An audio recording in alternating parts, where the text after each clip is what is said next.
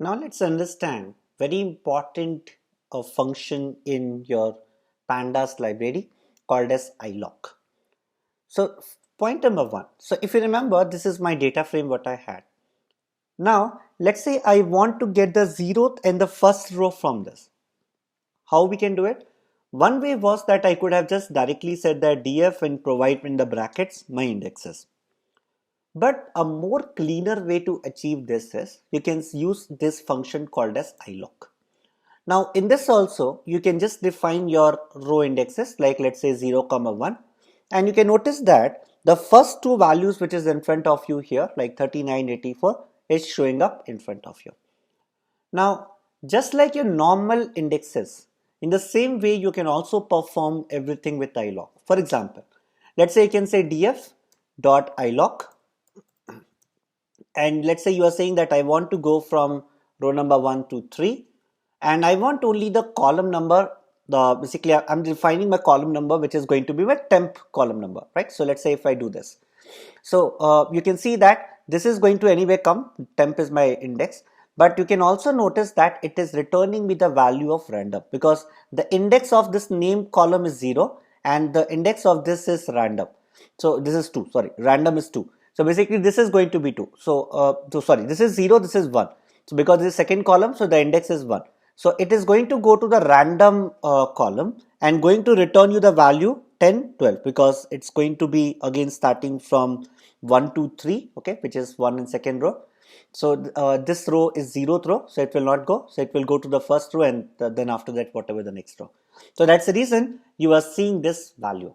And if you remember the similar kind of construct, we were able to do it directly also, right? So it's just a more cleaner way of writing things. Now, one more thing which you can do is that you can also play with your Boolean type.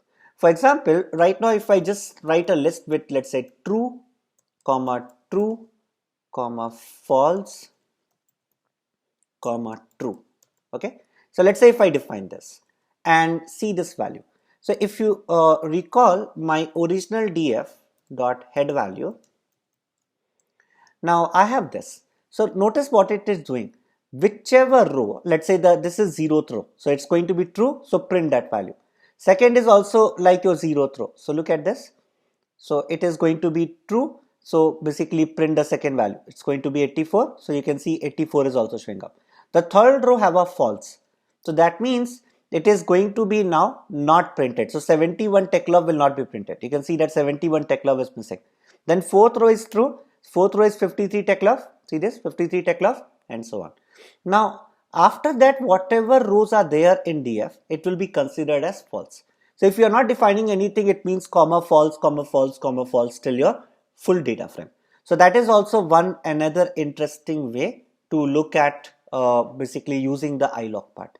Now there is also something called as lock. Let me show you a subtle difference here. Let's say so you already remember that let's say when you say df and let's say here you just define your index, let's say uh, in fact let me just put it for iloc first. So let's say when you're saying iloc and you were defining the value, let's say you want zeroth row and you want all the column. So you can notice that it was working for you, right? Now let's say I change this now to a lock. Notice it will throw you an error now. And if you look at the error, it is complaining now. You can come down and see. It is telling that label 0 is not in the index. So when you are using lock, it is basically looking for your index value. Means the index value is this 39, 84. You can't use 0, 1 and all unless and until it's a part of index. So now you can't say 0. If you want a zeroth row, you have to say 39 because this 39 index defines your zeroth row. So you can see now you are getting the output. So that is the way you have to work. Similarly, let's say you want to define multiple indexes here. So let's say you want to say I want the value for 39 index, I want the value from 84 index, I want the value from 34 index, like this. And if I do a shift enter, you can see all the values with respect to this. So 34 was occurring 2 times. So that's the reason you can see 34 is showing up 2 times here. So that is also a way you can play with this. Now, one more interesting thing about the same, like you are saying, let's say df.lock, and here you are defining the value as, let's say, 39 and 84. Okay, now you can define, like in the column, either you can just say this means that you want all the columns, or since the columns will be in order, you can say I want all the columns from name till random. You can even define like this. So if right now I have only unfortunately 2 columns, but if I have more, you can actually play with this syntax. So you can just not put all the columns, but just give a range that you want from this column, starting from this column to this column. So you will notice that it is going to return you name and random. So like that also you can work on. One more interesting thing, just like with iloc you were able to play with the boolean values, similarly here also you will be able to do that. So you can say df lock and you can define your values. You can say, let's say true, comma, true, comma, false, comma, true, like this. So if you will define all these values and look at this, you can see that it's working exactly in the same way how it was working with respect to your iloc.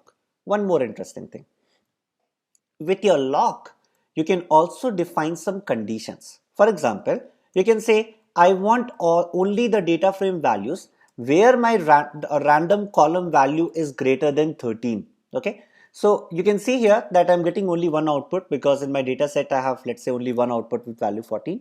So that is the way you can also see your values. Now one more interesting thing, you can also define some sort of conditions logic together.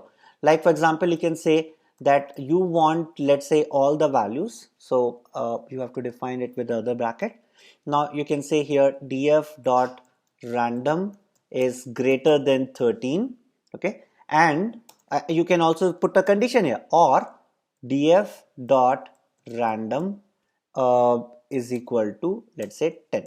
Notice I'm using double equal to. This is going to be my row condition and I want, let's say, all the columns. You can see here, either if the value is 10 then return it, or if the value is greater than 13 then return it.